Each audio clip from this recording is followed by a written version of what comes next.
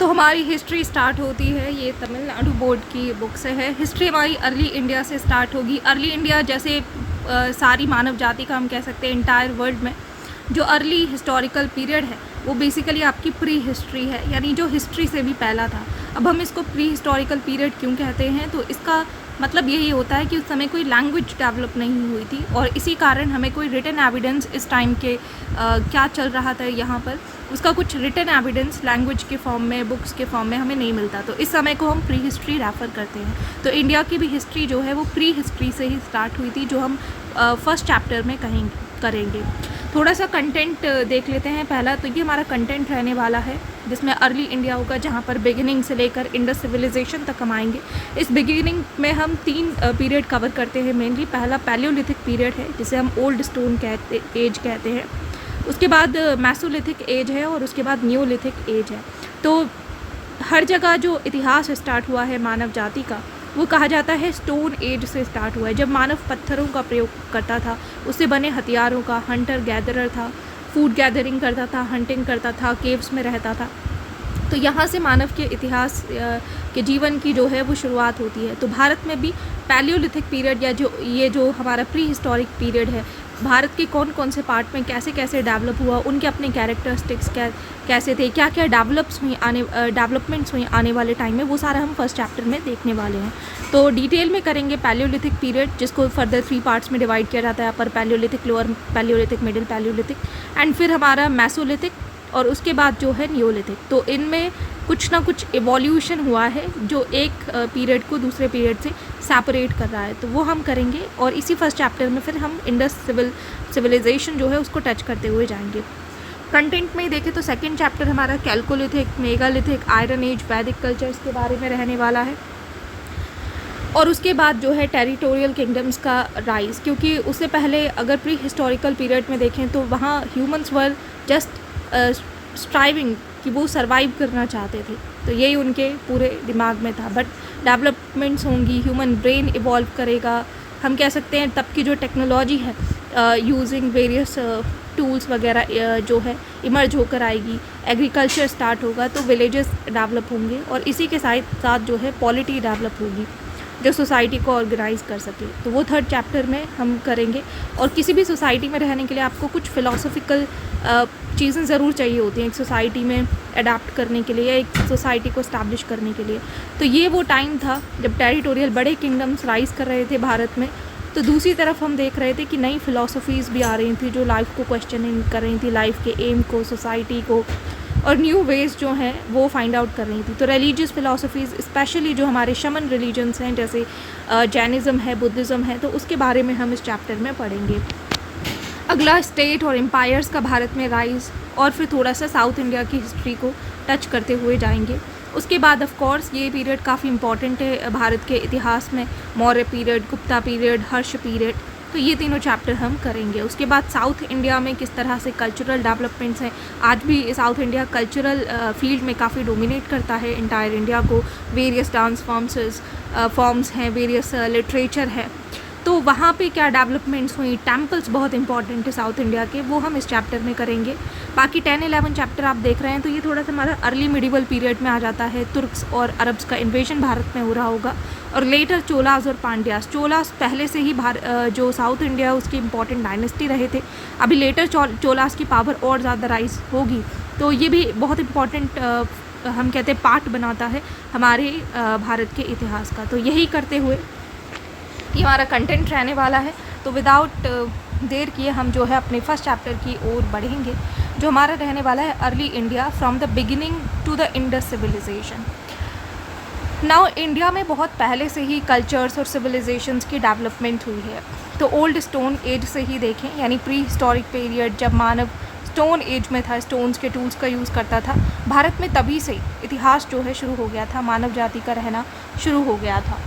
तो इसी चैप्टर में हम इस पर जो है डिटेल में स्टडी करेंगे। अच्छा, यहाँ पर सोर्सेज दिए हैं और सोर्सेज इंपॉर्टेंट भी हैं इस टाइम की हिस्ट्री के लिए, क्योंकि हमने कहा कि यहाँ पर कोई रिटन चीज़ें नहीं थी, तो हमारे सोर्सेज ऑफ हिस्ट्री क्या बनाते हैं। तो मोस्ट इम्पॉर्टेंट है आर्कियोलॉजिकल सोर्सेज, ठीक है, जो हमें एक्सकवेशंस करके यहाँ से जो टूल्स मनुष्य यूज़ करता था वो टूल्स मिले हैं, इसके अलावा फॉसिल रिमेन्स मिले हैं एनिमल्स के भी, तो उससे पता चलता है कि यहाँ का इन्वायरमेंट कैसा रहा होगा। ह्यूमन्स रिमेन्स मिले हैं, बट उसकी अपनी डिटेल है जो हम इस चैप्टर में करने वाले हैं। तो उसके बाद जो है हमारा, अच्छा यहाँ पर थोड़ा सा दिया है, टच किया है कि लैंग्वेज बहुत इम्पॉर्टेंट सोर्स होती है हिस्ट्री को जानने का। लेकिन हमें पता है कि ये जो टाइम पीरियड की हम बात करने वाले हैं इस चैप्टर में, यहाँ कोई लैंग्वेज डेवलप नहीं हुई है, इसीलिए प्री हिस्टोरिक पीरियड है। बट आने वाले टाइम में हम पढ़ेंगे लैंग्वेजेस डेवलप हो चुकी होंगी, तो हमारे पास वेदास हैं, उपनिषद्स हैं और वेरियस रिटन एविडेंस है, सेक्युलर लिटरेचर लिखा गया है, जिससे हमें उस समय के जो हिस्ट्री का पार्ट है, वहाँ की सोसाइटी, वहाँ की पॉलिटी वगैरह के बारे में जानने को मिलता है। बट यहाँ इंपॉर्टेंट पॉइंट दिया गया है विच आई लाइक कि आप नोटिस करो, वो है Indo Aryan, Dravidian, Austro Asiatic and Tibeto bourbon.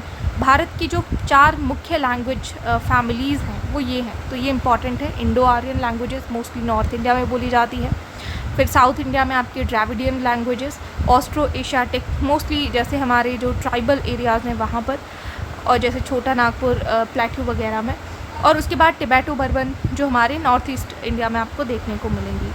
But हम अब जो स्टार्ट करते हैं प्री हिस्टोरिक इंडिया से, तो जैसा मैंने आपको बताया था कि वो समय जहाँ पर कोई स्क्रिप्ट जो जिससे लिखा जा सके एक लैंग्वेज को, वो डेवलप नहीं हुई थी, उस समय को हम प्री हिस्टोरिक टाइम कहते हैं, और इसको स्टोन एज भी कहते हैं।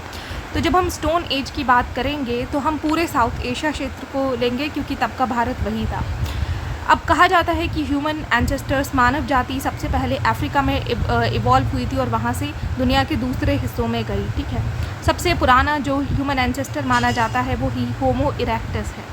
लेकिन 20वीं शताब्दी के अंत तक प्री हिस्ट्री भारत में स्टार्ट हो गई थी, लेकिन रीसेंट इन्वेस्टिगेशंस कहती हैं, अच्छा यहाँ पर है कि पहले माना जाता था कि भारत में लाइफ की जो ह्यूमन इवोल्यूशन है या ह्यूमन एग्जिस्टेंस है वो 1 मिलियन ईयर्स एगो से है, बट रीसेंट एविडेंसेस शो करते हैं कि 2 मिलियन ईयर्स एगो तक है।